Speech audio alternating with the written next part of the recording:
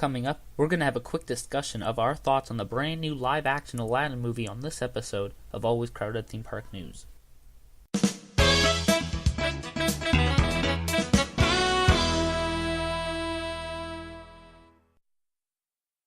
Hey everyone, and welcome to the newest episode of Always Crowded Theme Park News. We're starting it off a little bit different today. We're going to start off by talking about the new live-action Aladdin movie. I went to see it on Thursday night opening with a good friend of mine who I'm going to talk about it with him today, Nick. Da-da-da, That was Friend Like Me, right? Yeah, that's exactly what it was. Okay, I got that. Yeah, we thought Friend Like Me was the best part. We'll just start right there, just because it was the best part. Absolutely killed the role. I remember when we first saw the trailer come out, we both said, this looks horrible. Disney needs to stop whatever they're doing with this. Hold up. No, I said Will Smith is going to kill it while you trash talked him. And I'm like, nope, it's going to be good. But I was mostly sarcastic, so you might be right. Let's just agree that we both didn't like where they were going at first with the idea for Blue Genie. But Blue Genie worked? Yeah, in the end, we've gotten used to it, and Will Smith is pretty good with it, I'd say. He really he killed the songs. They sounded all super good when Will Smith popped up. I did like Friend Like Me the best. That was probably my favorite song out of the entire movie. I didn't like what happened with Prince Ali, just because it felt slower than the original with Robin Williams. I don't think I'm used to hearing it slower. I liked Prince Ali just because it built up throughout the song. Like, it started slow, it started becoming faster, then it stopped for a little while, and then they just made a big boom at the end. It did speed up, which I gotta say that was kind of nice to hear, but then you preferred it to be fast the entire time. Yeah, I'm used to listening to Robin Williams. But speaking of songs, Speechless, that made me speechless. That was a good play on words right there. I just felt like it was the only new song, right? It was a good new one. Like the past live action movies, they haven't really been that great with new songs, because I don't even remember what Beauty and the Beast's new song was. I didn't even see Beauty and the Beast because I thought it was just bad. It's on Netflix. You should go watch it. No advertisement for it, but I mean, it was pretty good, I guess. I felt Aladdin was the best live action adaptation movie there was so far, though. How many live action adaptations have you seen, though? I'm not sure. So there are 8 of them: Maleficent, Alice in Wonderland, Dumbo, Christopher Robin, The Jungle Book, Cinderella, Beauty and the Beast, and Aladdin. Yeah, some of those movies were very rough. You've only seen Aladdin, I'm guessing, right? No, I saw Alice in Wonderland and Maleficent. I didn't like either of them. Well, I mean, there's the Alice in Wonderland sequel. Did you ever see that? No. Are you going to see the new Maleficent sequel? No. At a trailer release? I would not. It looked horrible. What do you think was bad about it? The entire trailer. No, I just don't like Maleficent, and it doesn't look like an entertaining movie to me. So you never saw any of the live actions? I didn't see Dumbo just because I don't think anyone saw Dumbo. I never saw Dumbo as a kid, so I was like, why would I go see that? So going back to Aladdin, we were talking about Speechless before we got off topic about live action movies. Speechless was it was a super good song and a super powerful message, and it didn't really push anyone's views like most other newer songs try to do, which I really liked. I liked where it was placed in the movie, where it was more it was a good point where instead of Beauty and the Beast, I felt like that new song came out of nowhere. This one at least felt like it had more of a meaning. Yeah, and let's not forget the snap. It seemed like Disney just keeps using this Thanos snap in just different effects every time. I'm loving the dust. It's everywhere. But this one was more like they disappeared, like a smear disappeared, kind of. Because it wasn't fully disappeared. It was more like a smear.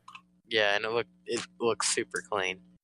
speaking of looking clean, the visual effects in this movie, they were just good. All the effects, like with Genie, I didn't think they'd be able to pull that off like they did. Did you like the Aladdin character itself in this one?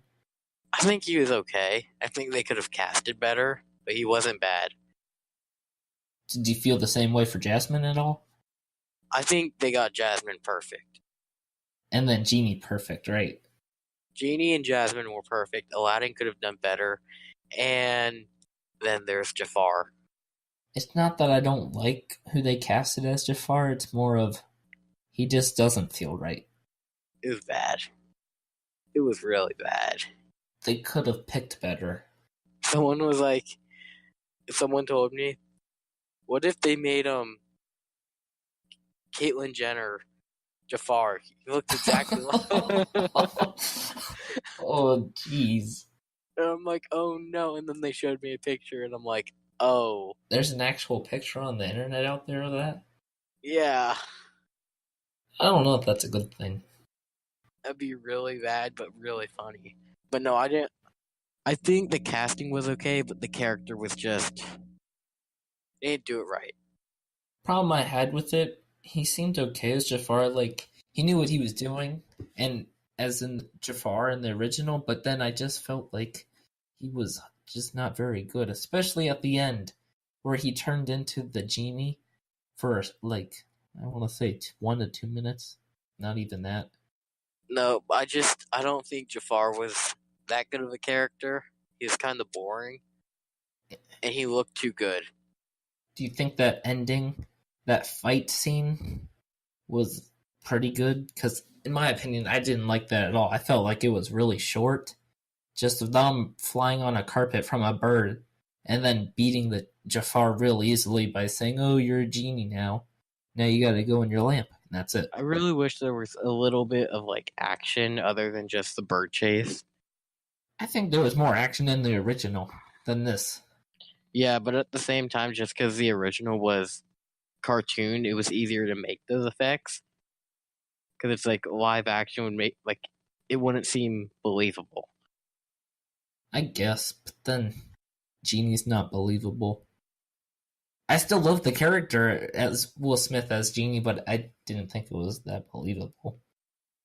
No, but like it's harder to make like a action scene like they did in the originals inside the newer movies because it just wouldn't look good. I guess I see your point. But like they made the genie look good and the things he could do. Yeah, I liked what they did with that.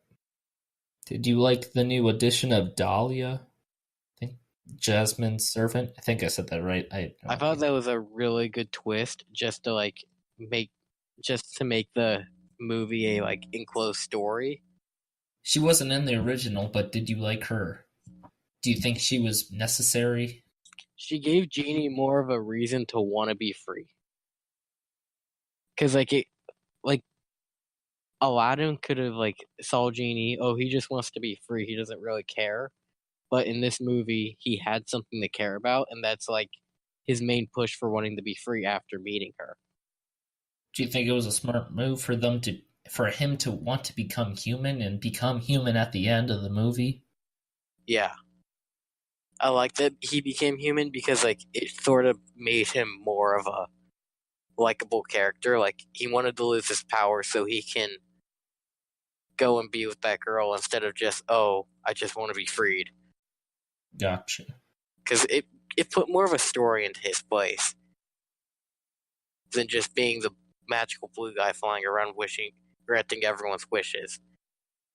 I guess I see your point on that. And I think we'll end it with one more question. What would you give it out of 10?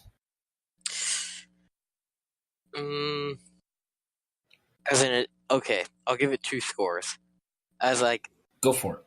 as a like live action adaptation movie, I'll give it like a 9.5 out of 10.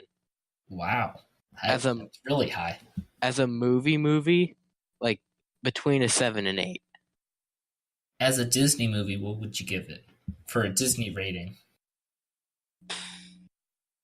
Like an 8. Wow, that's pretty high.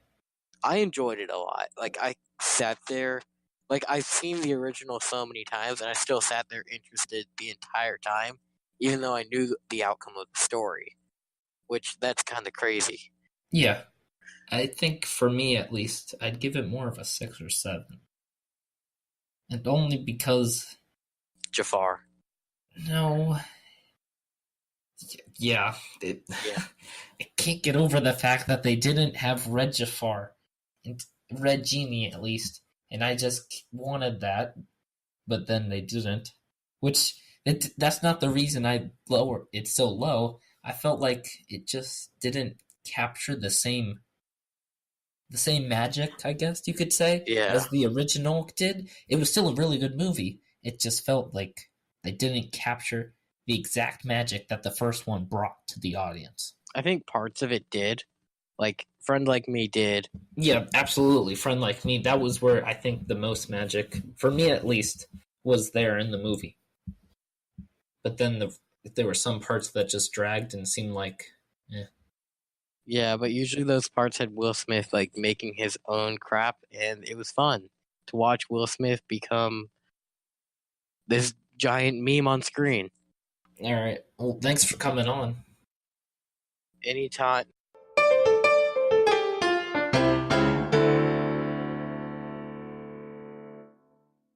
What if they made Caitlyn Jenner Jafar?